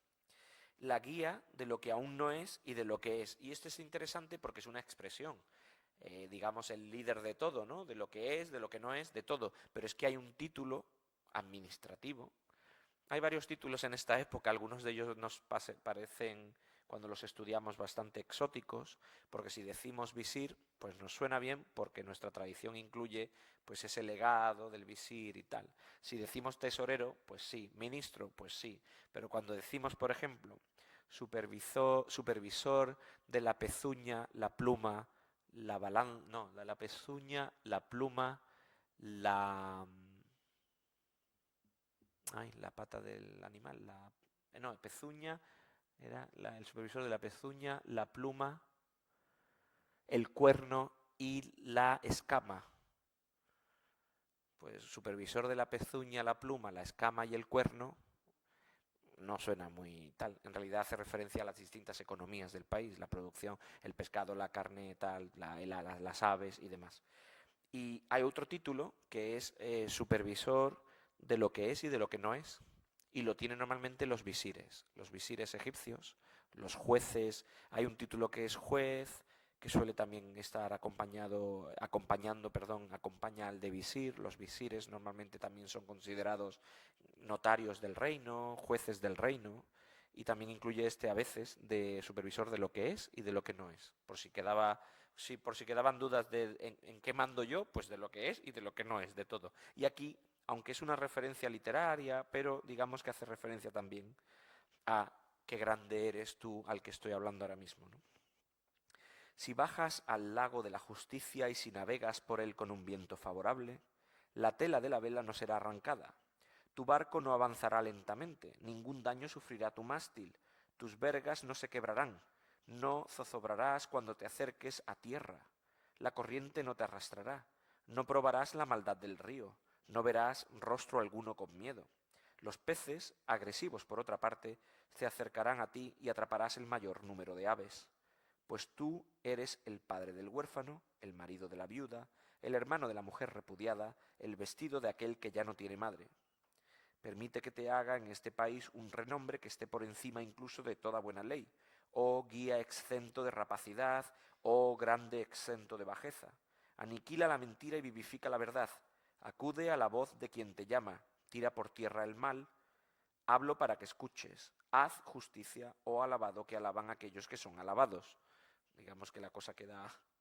Destruye mi miseria, pues estoy abatido por la pena, estoy débil por su causa. Tómame a tu cuidado, pues estoy al límite. Claro, como veíamos, elementos muy clásicos de la vida de diario. No se buscan elementos abstractos o teológicos, sino en realidad, incluso aunque detrás haya muchas cosas que podríamos ahora analizar, en realidad se buscan imágenes corrientes. Pues cuando estás pescando o cazando, pues cuando usas el barco y que no se hunda y que el viento te sea favorable y que la vela no se parta o rompa y demás. Luego además se incluye esa fraseología que ya vemos que surge muchas veces en la literatura egipcia. El padre para el huérfano, el marido para la viuda, ropa para el que no tiene, barco para el que no puede cruzar, que das agua al sediento, etc. Esto procedía de las primeras biografías y sobre todo del ámbito, no biografías, inscripciones monumentales del ámbito de la realeza, y luego se fue expandiendo hasta las biografías de los gobernadores durante el primer periodo intermedio, y claramente como elemento, digamos, como figura a destacar en elementos como aquí, ¿no? Como en este contexto en el que se aplica pues, a un supervisor al que quieres decir, como tú no hay nadie, dependemos de ti para todo esto y eres bueno haciéndolo. Este campesino expuso este discurso, y aquí es donde venía la referencia, digamos, histórica, ¿no? En el tiempo de la majestad del rey Nebka-Urra. Este Nebka-Urra es este Geti III, ¿no? Del que les hablaba. Y el gran intendente, Remsi, hijo de Meru, fue ante su majestad diciendo: mi señor, he encontrado a un campesino bien hablado, de verdad. Ha sido despojado de sus bienes por un hombre que está a mi servicio, y he aquí que ha venido a suplicarme al respecto. Su majestad respondió: tan cierto como que tú deseas verme feliz, que has de entretenerlo aquí largo tiempo, sin responder a todo lo que él pueda decirte. Aquí decíamos antes que estaba la referencia a no le respondas y a ver si va soltando cosas, ¿no? Hasta aquí, yo recuerdo cuando leí esto la primera vez, lo primero que pensé fue que malo es este rey, ¿no? Déjale ahí hablar y que se queje. Pero bueno, y para que continúe hablando, cállate. Entonces, que sus palabras no sean traídas por escrito para escucharlas. Asegura, sin embargo, el mantenimiento de su mujer y de sus hijos, pues uno de estos campesinos no viene a Egipto antes de que su casa no esté vacía hasta el suelo. Un poco esa expresión de estos hasta que no tienen nada no vuelven al valle a negociar y a comerciar, ¿no? Comprar y vender. Asegura el mantenimiento del propio campesino. Velarás, pues, para que se le proporcionen provisiones, pero sin dejarle saber que tú eres quien se las ha dado. Así se le dieron 10 panes y 2 jarras de cerveza cada día. El gran intendente Remsi, hijo de Meru, las proporcionaba, pero se las daba a uno de sus amigos, y era este el que se las entregaba al campesino. Entonces el gran intendente envió un emisario al gobernador del oasis de la sal con vistas a asegurar el abastecimiento de la mujer de este campesino a razón de 3 medidas de cebada por día. Claro, y esto es lo que hacía que el autor dijera, hombre, si le están dando 3 medidas de cebada al día, Entonces, al principio del texto, donde estaba la duda entre el 2 y el 20, probablemente sean 20 lo que le dejaba para la mujer y los hijos. No, si esto es 3 como media, no le va a dejar 2 para la mujer y los hijos. En realidad, el problema viene de nuevo del origen del original. En hierático, el 2 serían básicamente 2 trazos, pero el 10 es como 2 trazos y un giro, es como un semicírculo, no es realmente, es como los 2 trazos unidos por un semicírculo superior. Esa función, ese signo, perdón, sería el 10. Tendríamos que entender 2 de ellos. A veces en hierático los signos son, o la tinta es tan gruesa que no sabemos si han hecho 2 y se han unido o son 2 líneas, o a veces entendemos que el giro lo hacen y parece como 2 trazos muy anchos, pero en realidad eran 2 de estos semicírculos. Hay que entender que el escriba no va como harían con las inscripciones monumentales, uno por uno tratándolos como casi que imágenes o pinturas, ¿no? Lo interesante o lo fácil que es la diferencia entre el jeroglífico y el hierático es que el jeroglífico es casi tratado como pintura o estatuaria, ¿no? El relieve tiene, si hay que hacer un ave, aunque el ave tenga, el pájaro tenga un valor fonético, el que lo está haciendo le han encargado que haga eso y no está pensando que está dibujando, por ejemplo, una serpiente, la F, pues no está pensando en la letra F, para él está pensando en la serpiente y los cuernos y el rabillo y los ojitos, y lo hace de tal manera que pone tiempo en ello. Para nosotros luego es fácil reconocerla, pero cuando llegamos al hierático, cualquier texto de los que ven aquí, pues imagínense, en ocasiones es fácil reconocerlos, en otras hay dudas. A veces lo que ayuda mucho, y por eso hierático es algo que se enseña a aquellas personas que ya tienen un conocimiento, digamos, medio o avanzado de jeroglíficos, a veces lo que ayuda es simplemente el vocabulario. Yo a lo mejor no sé qué signo es, pero si leo los 3 siguientes y veo que pone ambien, pues ya sé que la primera letra es la T y es también, ¿no? Algo así, ¿no? Si reconozco casi toda la palabra, salvo el primer signo, casi que lo termino conociendo por el resto de lo que he reconocido, ¿no? De lo que he identificado, perdón. Pero bueno.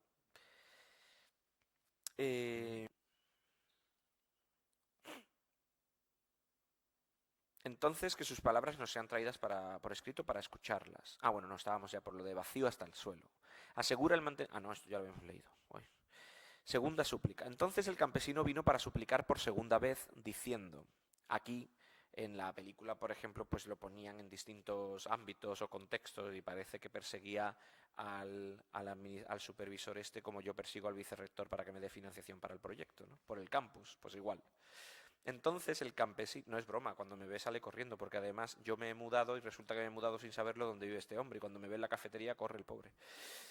Pensará ya que estoy obsesionado con él, me va a denunciar. Entonces el campesino vino para suplicar por segunda vez, diciendo: Gran intendente, mi señor, el más grande de los grandes, el más rico de los ricos, cuyos grandes tienen en él a uno que es más grande, cuyos ricos tienen en él a uno que es más rico, timón del cielo. De nuevo esta imagen siempre náutica. Les decía que estaba trabajando en un texto, se lo contaba el otro día, unos textos, una selección de textos en una cámara funeraria y en el propio sarcófago, y todos ellos terminan haciendo referencia al final a la misma idea, la idea náutica de la barca y el sarcófago es lo que me permite, es la nave que me permite ir al cielo, pues lo mismo, ¿no? Y además textos que hablaban del difunto como capitán del barco y demás. Timón del cielo, sostén de la tierra, plomada que sustenta el peso. Esta es otra imagen interesante. Lo de la plomada surge en varias ocasiones, el hilo que no se doble, la pomada que no se tuerza.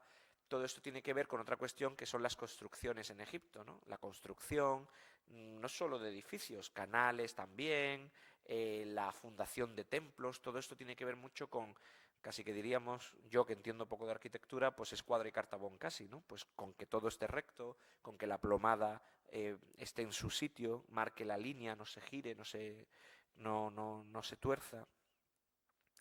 Timón, no vayas a la deriva, sostén, no te inclines, plomada, no te desvíes. ¿Es que un gran señor puede tomar algo de aquello que no tiene momentáneamente dueño y puede entregarse al pillaje de un hombre aislado? Lo que hace falta para tu sustento está en tu casa, una jarra de cerveza y 3 panes. ¿Qué has de gastar por otra parte colmando a tus clientes? Un mortal, incluso rico, muere igual que aquellos que dependen de él. ¿Serás tú un hombre eterno? Toda esta idea de un poco, en cierta medida, el campesino va soltando elocuentemente todo lo que se le ocurre o todo lo que él ve importante para convencer de los bueno que es que haya justicia al administrador, al supervisor, pero también a veces se las suelta directas, ¿no? Y esta idea, por ejemplo, de no vas a vivir para siempre, da igual lo rico que seas, no vas a ser un hombre eterno y antes o después te tendrás que enfrentar, ¿no?, a los dioses y a la aceptación en el más allá. ¿Acaso no es algo malo una balanza que se inclina? ¿Una plomada que se desvía? ¿Un hombre justo e íntegro que se ha convertido en un bribón? De nuevo estas ideas que tienen que ver con agricultura, construcción, el peso, la balanza que se inclina, pues un mal peso es un engaño, ¿no? Lo de los 2 kilos de fruta, pues deme usted 2 kilos, no 1,80, o pues estas cosas en un país también agrícola es muy importante. Hay unos textos del Reino Nuevo en los que se habla también, usando estas imágenes un tanto más detalladas, de la idea de que el peso pese lo que tiene que pesar y no de que los pesos que me pongas en la balanza pesen distinto a lo que tendría que pesar, ¿no? Porque estás entonces engañando al comprador. Mira, la justicia arrojada de su lugar te está rondando. Los altos funcionarios actúan mal. Y bueno, debo decirles que cuando hace un par de semanas me releía este texto para prepararlo para la clase, me resultaba casi que contemporáneo todo esto, ¿eh? Desgraciadamente para todos nosotros. Los altos funcionarios actúan mal, la rectitud se inclina hacia un lado, los jueces roban. Y aun esto, aquel que debe coger al hombre que ha cometido algún delito se desvía él mismo por esta razón del justo camino. Aquel que debe dar aliento está sobre el suelo falto de respiración. Aquel que debía refrescar hace que se jadee. Aquel que debe distribuir con justicia es un ladrón. Aquel que debe eliminar la necesidad es el mismo que ordena que sea creada, hasta el punto de que la ciudad está sumergida. Aquel que debe reprimir el mal comete él mismo la iniquidad. Entonces el gran intendente dijo: ¿Acaso tu bien es para tu corazón algo más importante que el riesgo de ser llevado por uno de mis siervos? Esta idea que ellos representaban en la película, pues acercando 2 ayudantes en plan vete de aquí, y que en realidad pues viene a decir un poco vas a seguir molestándome porque te mando a 2 que te pueden dar caña, ¿no? El campesino prosiguió: el que mide montones de granos comete fraude en su provecho. Aquí está de nuevo un poco esta idea, ¿no?, de las medidas, de los cálculos y los engaños, la corrupción que puede haber detrás. El que llena los graneros para otro hurta los bienes de este último. Aquel que debe mostrar el camino de las leyes dirige el robo. ¿Quién, pues, obstaculizará la perversidad cuando aquel que debe rechazar la injusticia se permite él mismo ligerezas? Uno parece recto, siendo así que avanza por vías tortuosas. Otro se alinea abiertamente en el lado del mal. ¿Encuentras aquí alguna cosa para ti? Y ahora vienen algunas líneas que han sido reconocidas como proverbios o dichos, ¿no? Corregir es cuestión de un momento. El mal dura mucho tiempo. Por un lado vendría esta, luego una buena acción vuelve a su lugar de ayer. Es justamente el precepto, y aquí ya casi que lo marca. Actúa hacia aquel que actúa de forma que actúe de nuevo. Bueno, que actúe de nuevo, digamos, recíprocamente o de vuelta, ¿no? Un poco tipo quid pro quo o do ut des, esta idea de te doy y me das, ¿no? Uno por el otro. Así, el agradecer a alguien por lo que ha hecho, o esquivar un golpe antes de que se dé, o incluso ofrecer una misión a un jefe de obras. Desgraciadamente, incluso la propia nota, recuerdo que lo decía, si no me equivoco, sí, que a veces estas ideas no son tan claras para nosotros, ¿no? Decir, por ejemplo, hay que pensar en lo que das para lo que te lo den y demás, pues está claro, nos llega, lo entendemos. Agradecer a alguien por lo que ha hecho se entiende, luego aprecias cuando alguien viene y te lo agradece a ti.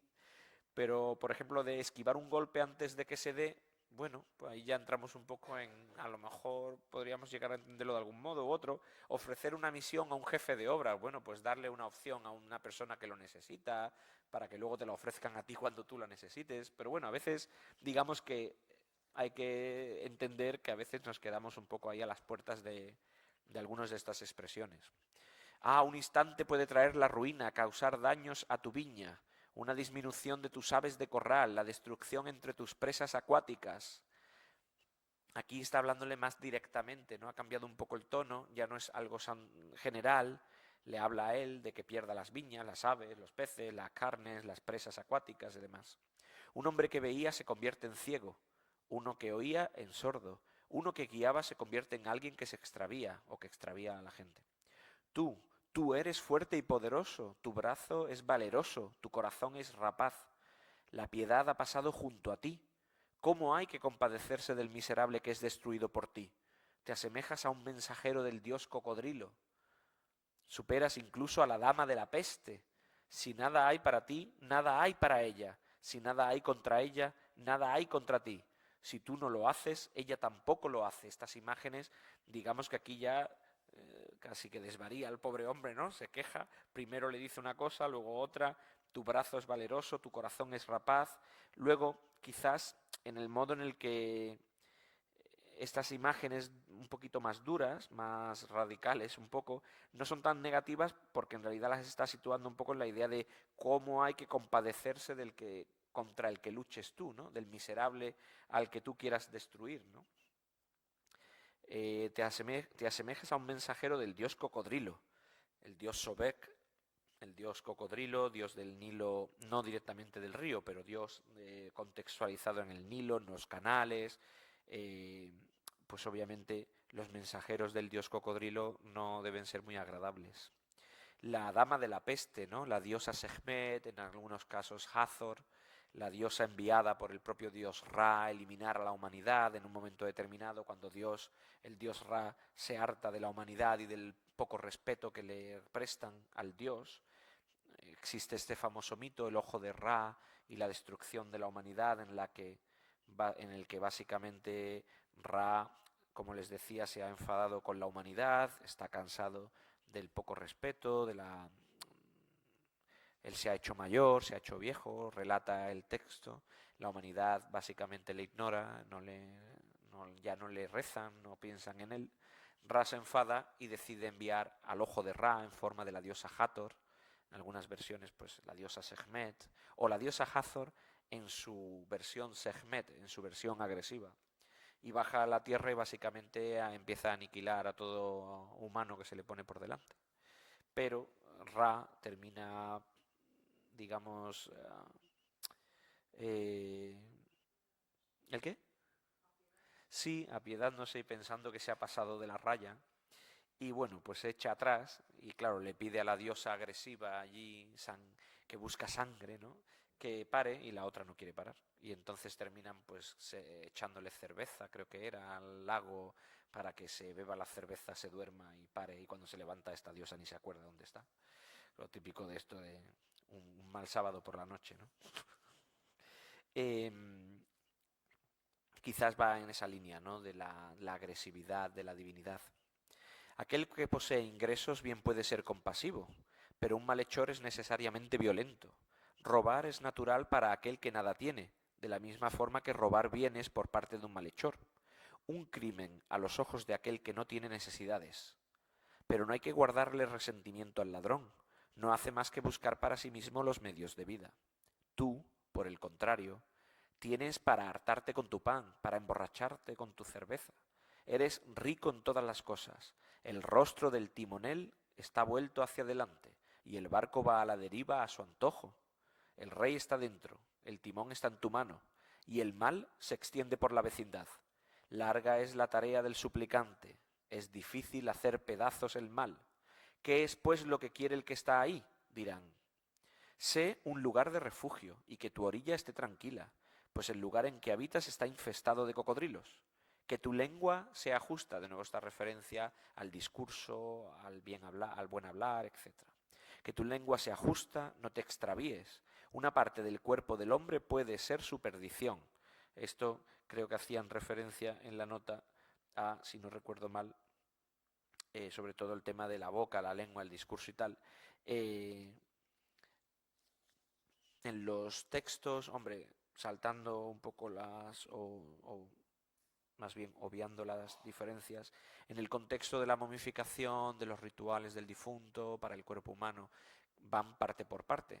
Hay muchos rituales, muchos ensalmos de muchos tipos. algunos de ellos vinculados a partes concretas del cuerpo, pues más vinculados con los pies, con las extremidades en general, o con la cabeza, la frente, de modo que se aseguran un poco que todas estas funciones sean recuperadas, ¿no? Una a una, aparte de todo lo que hagan en general con el difunto en la totalidad. Incluso a veces pues hablan de lo que sería el esqueleto, los huesos del difunto. Esta idea de ir por partes también tiene que ver un poco con esta idea de que alguna parte de tu cuerpo pues te puede traicionar, ¿no? No digas mentiras, vigila a los altos funcionarios. Una canasta de frutas es lo que corrompe a los jueces. Yo leyendo la nota, esto también es una cosa ya más contextual nuestra, ¿no? Decía aquí, también encontramos un verbo de sentido desconocido, aquí en esta oración, probablemente un participio. Posiblemente se haga alusión a la venalidad de los jueces. La canasta de frutas correspondería a nuestra botella de vino. Y yo ahí no estaba no entendía muy bien lo que era hasta que recordé que esta traducción es de Lefebvre, que es un francés, y lo de la botella de vino, pues un poquito...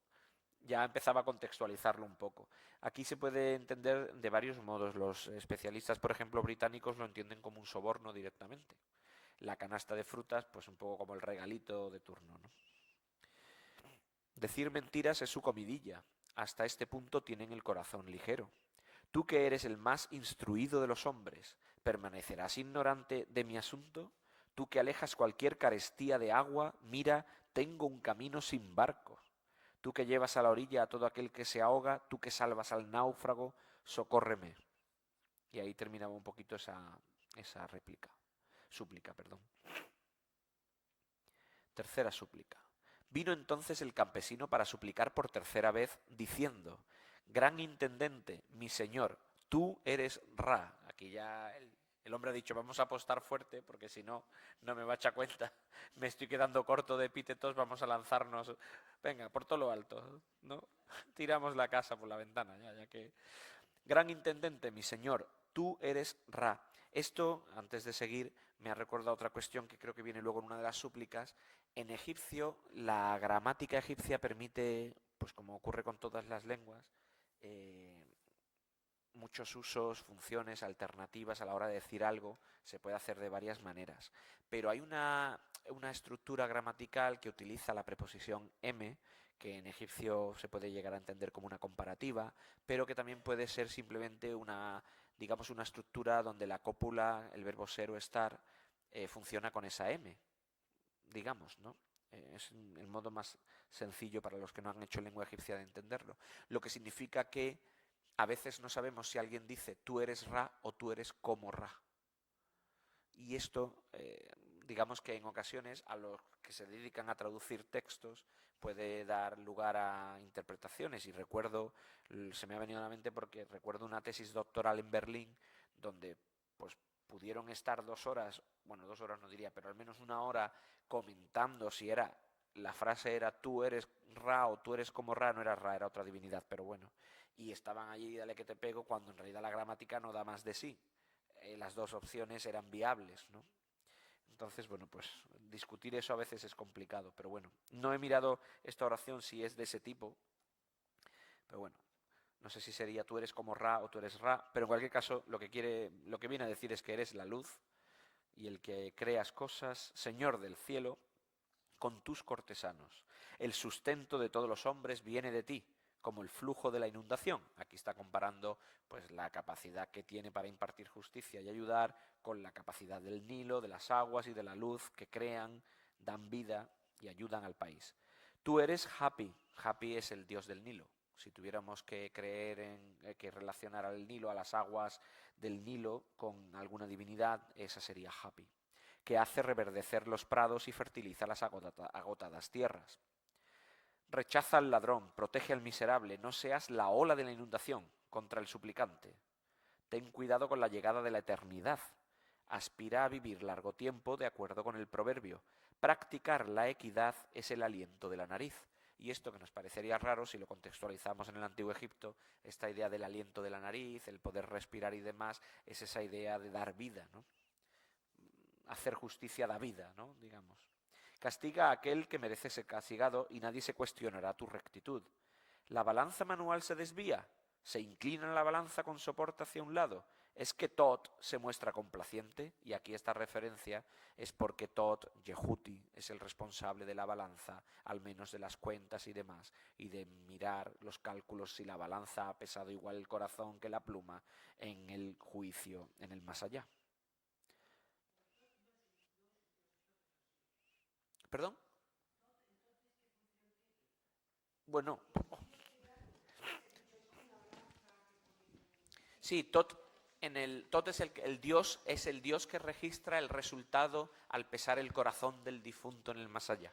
Entonces hay una reunión de dioses. Es que claro, a veces cuando voy con prisa está bien que me pregunten, porque así si hay algo que no entienden se puede explicar un poquito más de detalle.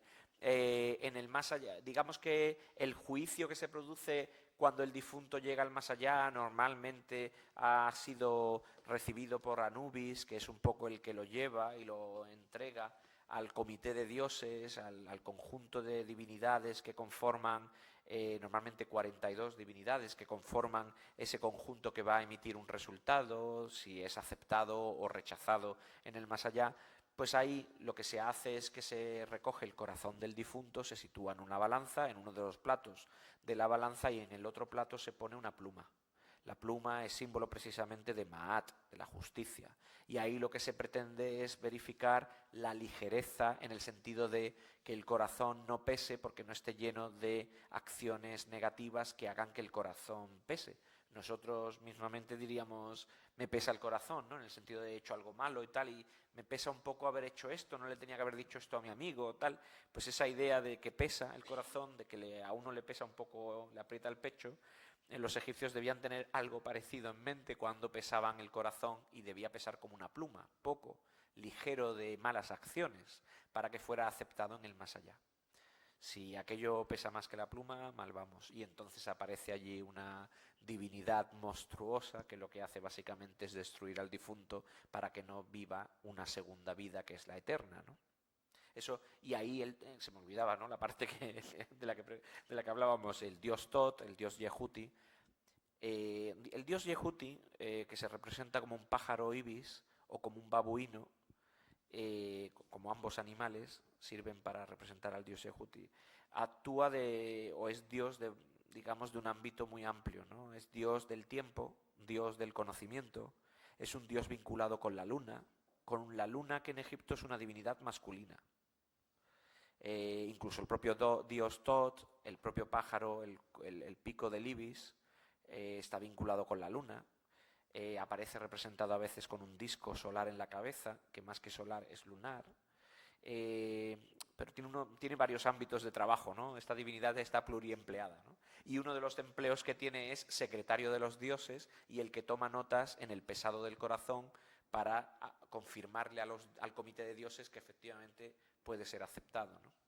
Y de ahí que esta idea, creo que venía, ¿dónde estaba ya? Es que Tot, hablando de la balanza y demás, pues Tot es el dios paradigmático en este contexto, ¿no? Si verdaderamente es así, entonces sí, puedes practicar el mal, ¿no? Si se muestra complaciente con que la balanza precisamente pese más que la otra y que a Tot le parezca bien, entonces sí, actúa mal. Conviértete en el segundo de estos tres. Si los tres son complacientes, tú puedes también ser complaciente. No respondas al bien con el mal, no pongas una cosa en lugar de la otra. Esto es un proverbio que viene de Tajotep, aparece en otro texto como paralelo. Mi discurso crece más que la planta Semmit, que venía en la nota. Yo esto no sabía nada de esto, debe ser alguna de estas plantas que crecen que crece bastante, ¿no? Mi discurso crece más que la planta Semmit, más de lo que place a aquel que respira su olor. No respondas de acuerdo. Pero entonces el mal se riega de forma que crece toda una cubierta de plantas sobre el suelo. De nuevo esta idea de esta planta, el mal crece más que esta planta, y si encima la riegas, el mal va a crecer el doble o el triple, ¿no?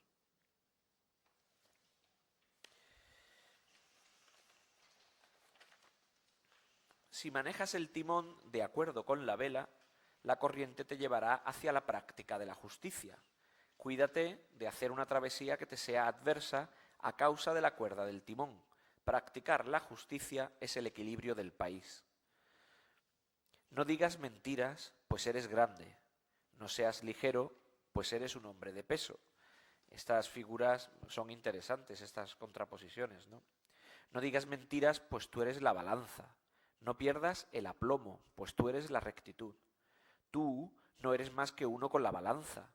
Si ella se inclina, tú te inclinarás también. No te desvíes cuando manejes el timón y tira firmemente de la cuerda del timón. No tomes cuando actúas contra aquel que toma. No es realmente un grande el grande que es rapaz. Tu lengua es la plomada. Y de nuevo esta referencia, ¿no? La medida, lo justo. La plomada marca de la balanza, digamos, el peso justo. Tu corazón es su peso. Tus dos labios son sus brazos. Si velas tu rostro frente al arrogante, ¿quién pues pondrá obstáculos a la perversidad? Y aquí venía esta frase que me da a mí, que es con la M que les comentaba. Tú eres como un miserable lavandero. Aquí, si estoy en lo correcto, se podría entender tú eres un miserable lavandero o tú eres como.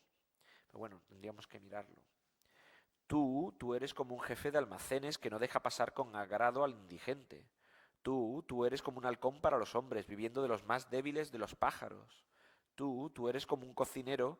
Aquí ya lo de los comos los ha puesto entre paréntesis. Yo no sé si es que aquí es donde realmente están estos que yo decía, a lo mejor. Cuyo gozo es matar animales sin que su mutilación le pueda ser reprochada. Y así digamos que sigue un poco hablando tú como un pastor, etc. Entonces, y ya me paso al siguiente párrafo, en la 81, entonces este hizo que se levantaran contra él 2 guardias armados de látigos y le golpearon todos sus miembros, o sea que al final definitivamente la tercera súplica sí que le terminan dando.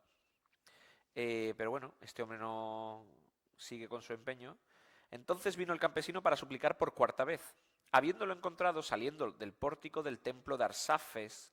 Y esta es una referencia interesante porque, de nuevo, el templo de Arsafes, la forma clásica de el dios Jerishef, que es el dios carnero, el dios de Heracleópolis, el dios patrón, con su templo en Heracleópolis. Estamos de nuevo contextualizándolo todo en Heracleópolis.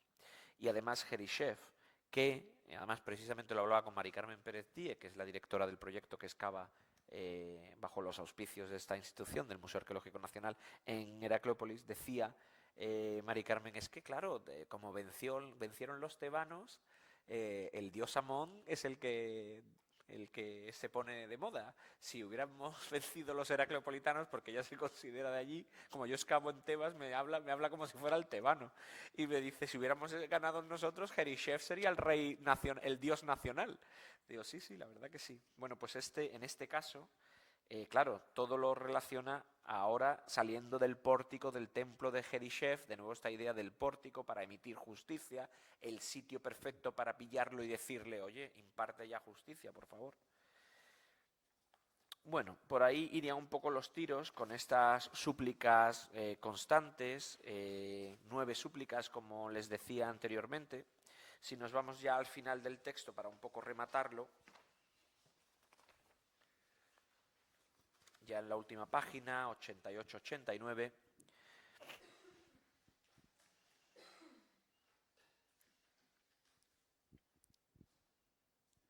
claro, cuando dice antes de la conclusión, aquel que denuncia se vuelve un pobre miserable y el miserable está destinado a ser un suplicante.